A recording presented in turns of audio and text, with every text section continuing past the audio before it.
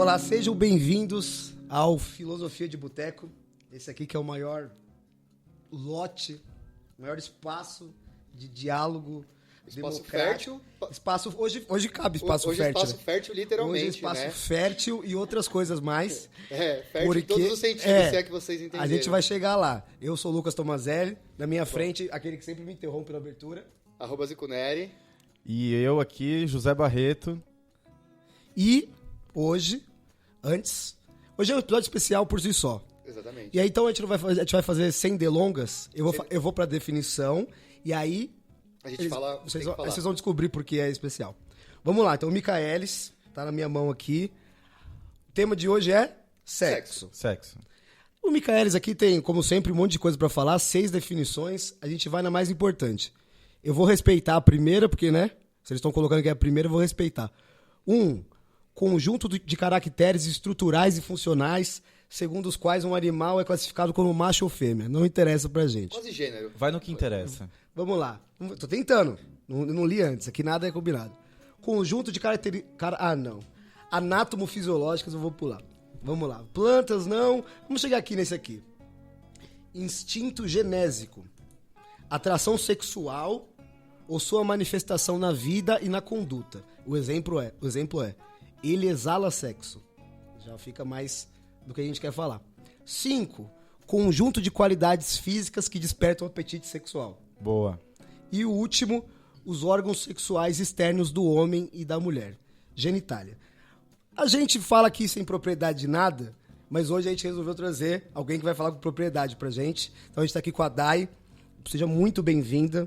Primeira convidada do podcast. As pessoas pediam, assim, imploravam. Tragam uma mulher, pelo amor de Deus, ninguém aguenta mais vocês falando. Então, Dai, seja bem-vinda, parabéns. Valeu, Dai. Obrigada, pessoal. Estou aqui hoje desvirginando vocês, né? Tirando o aí. cabacinho. Que legal. Olha que delícia. 3 homens na minha frente e eu tirando o cabaço deles, gente. Olha, Viu? que orgulho. Muito obrigada. Gratidão pelo convite. Espero que esse podcast seja um sucesso. Estamos aqui, vamos apimentar as relações. Então, pra começar, Dai, seja muito bem-vinda. Obrigada. Me fala quem é você aí na fila do pão. Eu na fila do pão sou bem maravilhosa. Ah, brincadeira. Ó, prepara aí, galera, que a lista é grande, viu? Olha, Essa mulher isso é faz tudo, cara. grande. Muitas qualificações, né? Bom, pretendo ter mais. Eu sou a Daiane Vidal, sou escritora, coach, estudante de psicologia e atriz. Minha primeira formação é em artes cênicas, então acho que veio a minha cara de pau junto. Estudo sexo desde que eu perdi a minha virgindade, porque eu me achava sexuada, achava que tinha algum problema comigo. E sem entender muito, recorri ao Google. Chegando ao Google, ele me trouxe a sexualidade e coloquei, pronto, não gosto de sexo e tá tudo bem. Porém, eu não conseguia entender o porquê que era tão bom, né? As pessoas falavam, nossa, sexo é isso, minhas amigas. E eu, gente, eu não sinto, não consigo. E comecei a conversar com pessoas mais velhas. E comecei a estudar, até que eu descobri que o meu problema sexual não era em mim, e sim na forma que eu era tratada dentro do meu relacionamento. Então, depois disso, eu descobri que eu gosto muito de sexo. Além de gostar de sexo, eu amo falar sobre sexo. Então é isso. Nossa hoje, senhora, isso aqui vai longe hoje. Hoje o episódio vai render, hein? Nossa. Galera, se passar de 1 hora, eu já peço desculpa. A gente não vai cortar, não. Olha, prometo que vai ser uma hora bem prazerosa. Aí. Você quer começar por algum ponto a partir dessa premissa que você ouviu, Zico? Não, eu vou começar do jeito que a gente começa. Dai, a gente sempre comenta e critica, né, o Michaelis, e a gente nunca tem propriedade pra isso. Mas o que você acha das definições do Michaelis, se você concorda, e o que é sexo pra você? Acho que essa é a pergunta mais importante. Bom, as definições são definições, né? Hoje em dia a gente vive em desconstrução e sexo é muito pessoal, muito particular.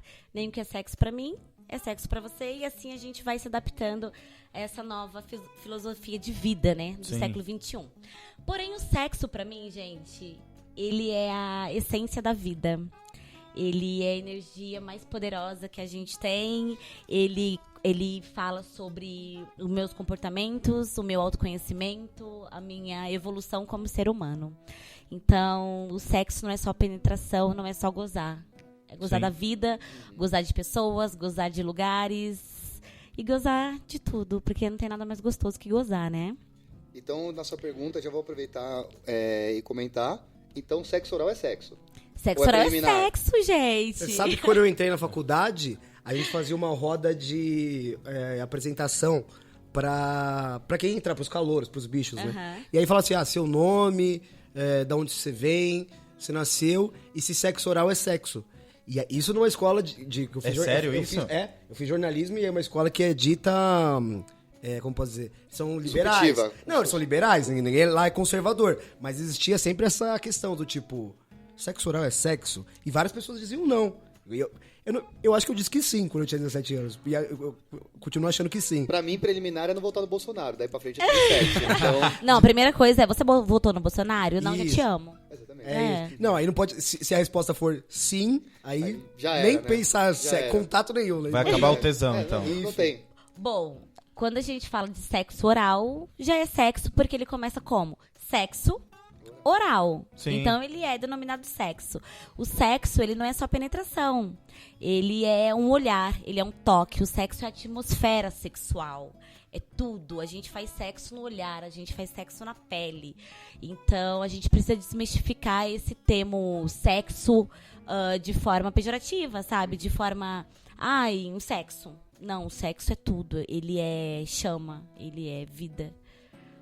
É que eu acho que a gente foi ensinado de uma forma que, assim, sei lá, como se fosse uma coisa muito misteriosa. Do tipo, quando você... Primeira vez, sabe? Aquela coisa que você fica sempre muito inseguro, que você não sabe o que fazer. E é uma coisa que a gente já discutiu aqui. Que nenhum jovem também, eu imagino que os adultos também não, muitas pessoas têm dificuldade de admitir... assim... Inexperiência, desconhecimento, Sim. etc. Então, nenhum adolescente quer falar que é virgem, nenhum adolescente quer falar que... Todo mundo sabe chupar. Todo mundo sabe chupar, enfim. Todo mundo é fodão, né? Isso. Todo mundo... Exato. Nossa, eu sou um animal na cama. Sim. Só que, quando a gente fala de sexo, vem muito a questão cultural. O que é sexo. Porque se a gente for pensar na época dos nossos pais, o sexo era muito reprimido. Hoje a gente tem mais liberdade, até orientações sexuais, né? Eu ainda estou me descobrindo, eu não sei do que eu tenho mais atração. Então hoje é tudo mais livre. E graças a Deus.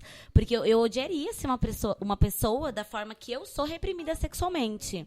Então eu tive uma educação sexual muito livre na minha família, né? Minha mãe me educou sexualmente. Mas eu converso com muitas mulheres, muitos homens. Ontem mesmo eu estava almoçando com o pessoal que a gente estava num curso, e os homens, eles estavam falando que eles sofreram muita repressão sexual, porque vou dar só um exemplo, tá? Se a gente for pensar em ejaculação precoce, quando ela começa lá nos 10, 12 anos, quando o homem tem a necessidade fisiológica de se masturbar, ele não sabe o que está acontecendo no corpo dele, porque, não julgando, mas ele tem a sexualidade mais aflorada que a mulher mais cedo, talvez. Depende de cada um, é cada um. Mas o garoto lá em casa, ele ficou de pau duro, tá? E ele não sabe, ele vai se tocar pra saber o que tá acontecendo. Talvez ele não teve uma orientação certa da família. E ele vai se masturbar. Pô, nossa, que legal, que legal. O que acontece? Um adulto chega, flagra, porque ele não sabe o que ele tá fazendo. Hoje talvez já saiba. Mas o adulto chega, vê e repele. Ele fala, isso é errado, não pode fazer, é proibido, você tá fazendo errado, não se faz. Tá muito cedo. Muito cedo. E o que ele vai fazer? O corpo dele precisa, o homem produz cerca de 300 espermatozoides por hora. Então, é necessidade ejacular. É necessidade. E as pessoas não entendem isso. Então, o menino vai se masturbar porque ele precisa. Ele vai fazer o quê? Se masturbar rápido. Então, gozou. E isso gera, quando ele vai evoluindo como homem, ficando mais velho, ejaculação precoce. Caramba. Entendeu? Pra você ver como começa muito... Ou a criancinha ficou de pauzinho duro lá de 5, porque começa a sexualidade a ficar aflorada com 5 para 7 anos. A mamãe vê lá o papai... Ai, tá de pinto duro? O que é isso? Não pode, entendeu? Nunca é uma coisa positiva. Nunca é positivo. Não é natural. Não é natural. Sendo que eu trato a sexualidade como a nossa quarta fisiologia. A gente precisa comer, a gente precisa cagar, mijar e transar. É necessidade. Concordo. Gosto de como você pensa. É igual a Day tava falando aqui, ela falou que antigamente, na época dos nossos pais, nossos avós, isso era um tabu. Ainda é um tabu, mas antigamente era pior. Só que isso se desenvolveu, as pessoas estão cada vez mais cedo aprendendo sobre isso. E por um lado é bom, mas por outro talvez seja ruim. Talvez eu aqui e os meninos aqui estamos aqui na roda conversando, que a gente é da mesma época. Eu acredito que comigo foi assim, acho que com vocês também, mas muita coisa a gente aprendeu de uma forma errada também, assistindo pornografia. Sim, exatamente. É como o homem aprende.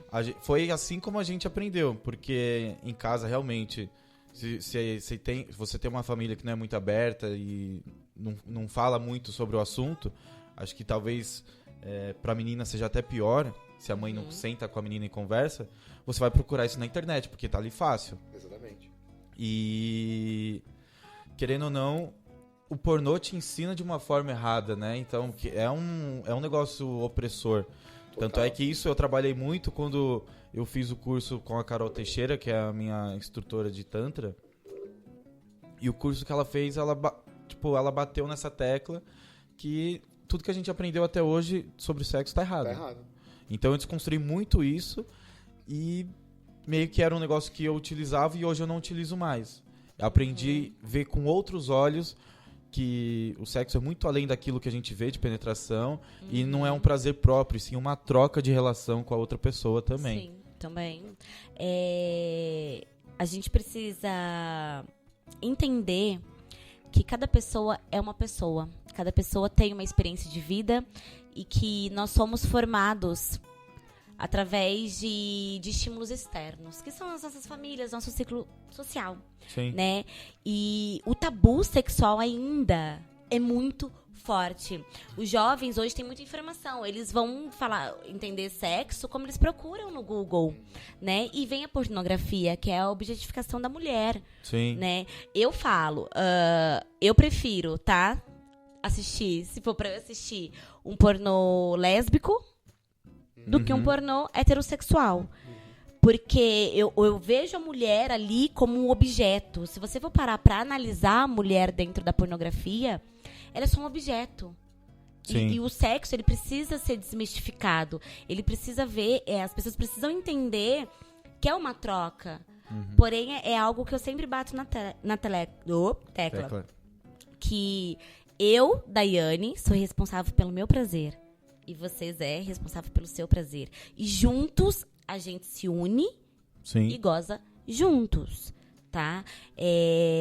Não existe essa, você não me dá prazer, você não me faz gozar. A nossa excitação, ela começa no nosso cérebro, que vai liberando serotonina, dopamina, endorfina, coisas prazerosas, e o corpo e o cérebro vai querer repetir porque é bom. Então, assim, eu não posso culpar e jogar minha responsabilidade sexual no outro. Então, é uma troca, sim. É a energia sexual é a mais intensa que existe, né? Que a gente dentro do Tantra chama de Kundalini. Porém, as pessoas precisam ser conscientes disso. Tanto é que o sexo que é exibido no pornô é totalmente falocêntrico, né? Pelo menos o sexo heterossexual. Totalmente. Melhor a gente explicar o que é falocêntrico. Eu ia falar isso agora. Porque aqui, até aqui todo mundo concordou e tal, mas eu tô pensando no cara que tá escutando agora. Na verdade, eu coloco o sexo como patriarcal ainda. Sim. E falocêntrico, que tudo gira em torno do homem, que é o patriarcal, e o falocêntrico em torno do pênis. Né? Tanto é que eu e minha amiga, a gente criou um termo que a gente chama de a Gabi, que é o falocentrismo. Porque o cara só pensa com o pau. A cabeça de baixo. Exato. É bem isso. Essa coisa de que o homem só pensa com a cabeça de baixo é verdade. É muito real. Sim. É muito real. É Acho como se ele tivesse... Os neurônios fossem as bolas, sabe? Ali. Então, mas eu também acho que é exatamente... Isso é apenas um grande palpite, mas... Por causa do pornô e de todas as outras coisas patriarcais, que as pessoas, os homens se sentem tão importantes. Então, isso é uma coisa que eu só fui pensar, e a Day pode falar melhor porque ela tem contato com muito mais casos do que eu, de que, assim, é muito engraçado porque os homens, adolescentes, adultos, sei lá, nem sempre conseguem